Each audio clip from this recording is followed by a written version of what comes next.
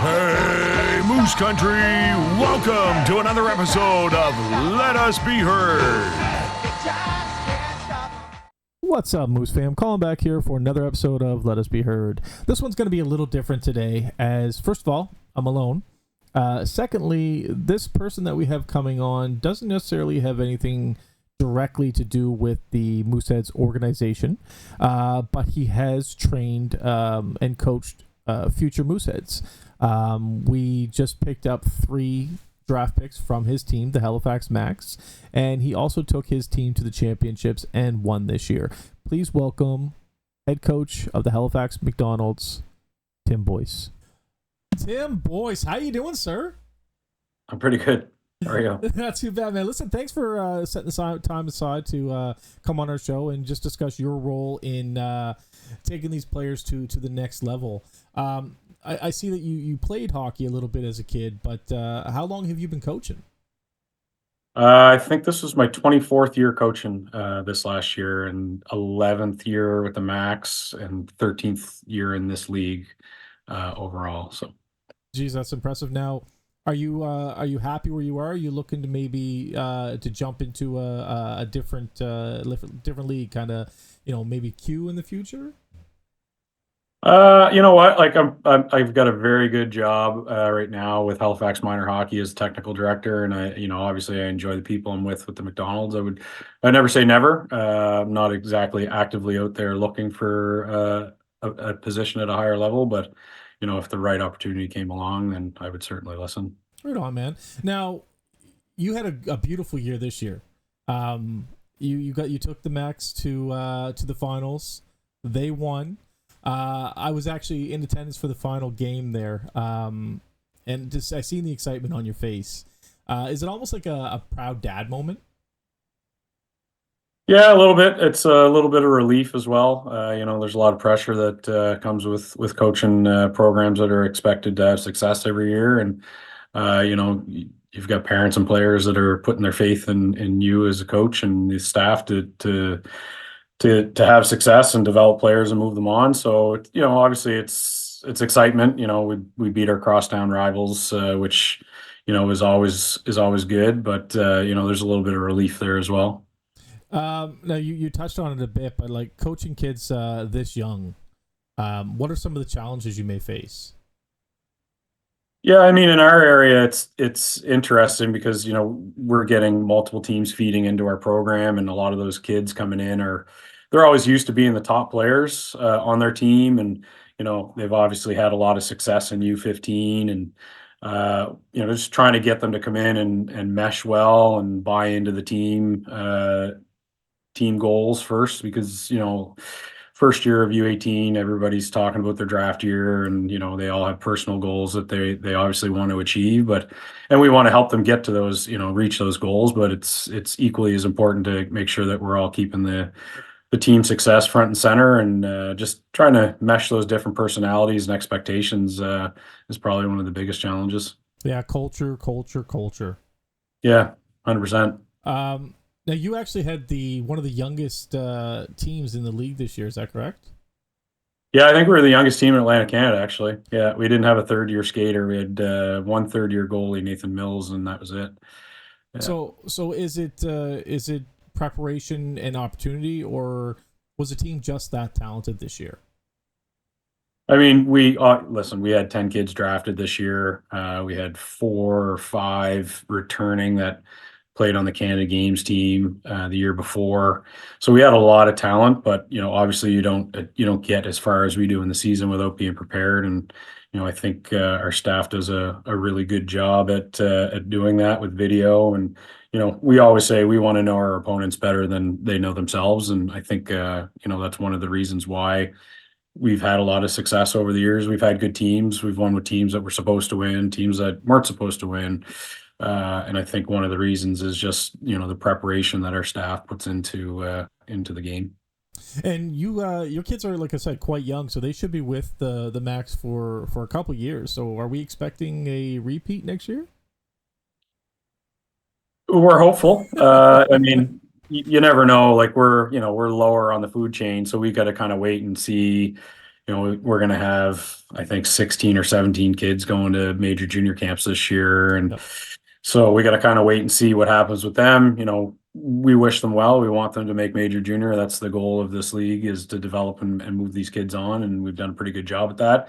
But at the same time, we're obviously looking towards next year as potentially a very big year for our team. And we think we can, we're going to set some lofty goals for our team next year for sure. That's awesome, man. And listen, like, this is a Moosehead channel, so we have to talk about it. We drafted 3 of the Macs this last draft for our team to join Magit, who was also on your team this year.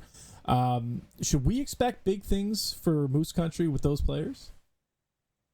You never want to put too much pressure on a young kid. Obviously, I think they're going to take some time to settle into their roles, whether it's this year or the year after. But the 3 kids that they drafted this year are all really character kids, great kids in our dressing room, hard workers on and off the ice.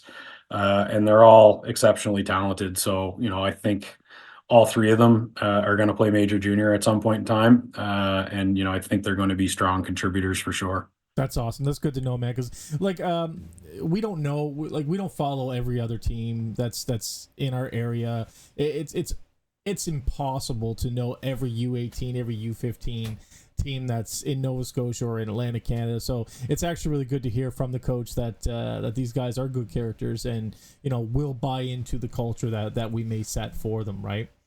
Yeah, listen, those kids are winners, and what team doesn't want winners? So that's right, and Mooseheads are winners. Yeah. So we definitely want to be in that company.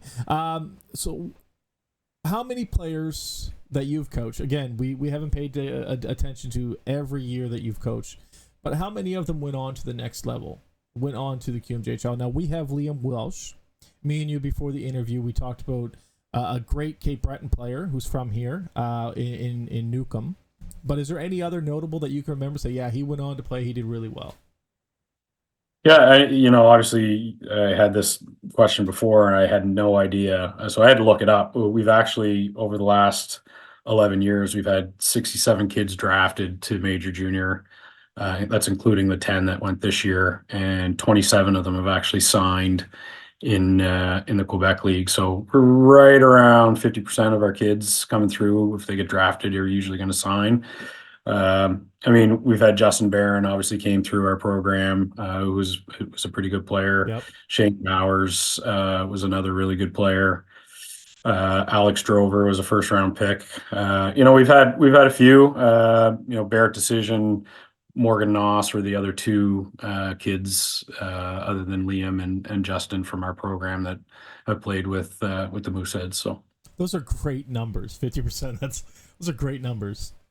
Yeah, honestly, I was kind of shocked when I looked it up. I had no idea. It's pretty cool.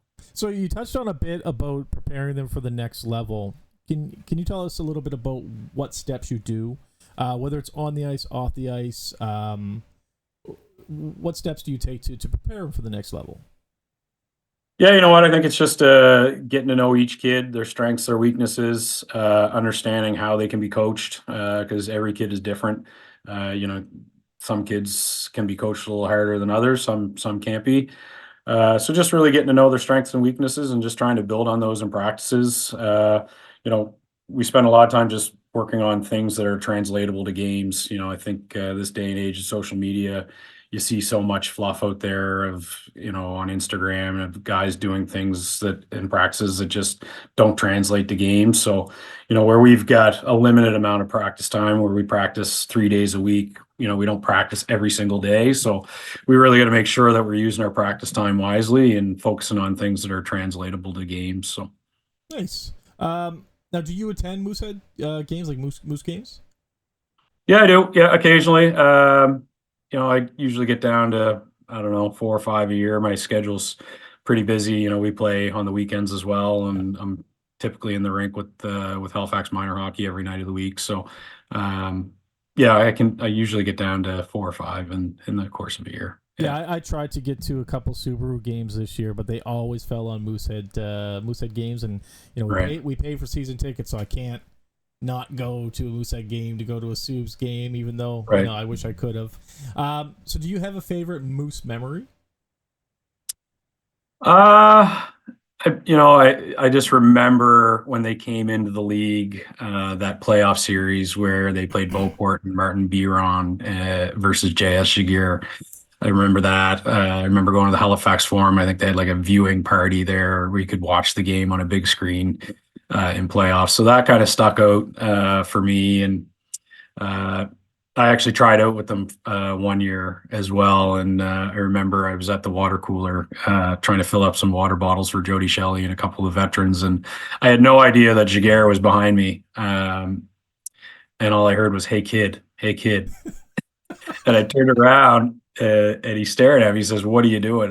I looked at him. I'm like, I'm filling up water bottles like I was told to. And he's like, "Did you not see that I was standing there?" And I was like, "No, I didn't." So I actually just got out of the way, let him grab his water, and then went back to filling up the water bottles for the guys. That's awesome. We actually, Jody Shelley, actually, I just contacted him. He's going to be coming on the show.